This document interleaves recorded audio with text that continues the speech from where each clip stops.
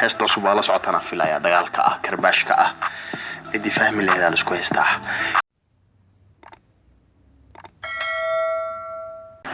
aqliga inta ku jir mafatadu ka galay adaa kula hadlaya brother adaa kula hadlaya sister cado doqonnimada caruurnimada nacasnimada aqli darada ka dhax socoto aw xir jeclaystay ina fikirkay ka dibto anaga Soomaali hadaan nahay hal yani kulligeena maaha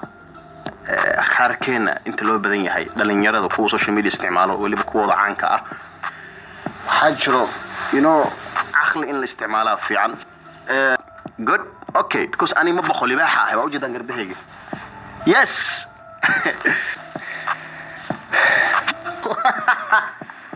وامناتين ولا wax man sheega YouTube leeyalatin dhamaantiin Soomaaliya okay aka gudbo maxaa sida maanta kulay ani fikradeeda waa YouTube social media waxa waaye ra'yigaaga waa dhiban kartaa waxa ka dhax socdo waa ka hadli kartaa waa kind of reaction ani reaction toos uma bixiyo sax iyo inta soo fadhiisto laakiin ma fa bulshadnimada dad waaweynaa tihiin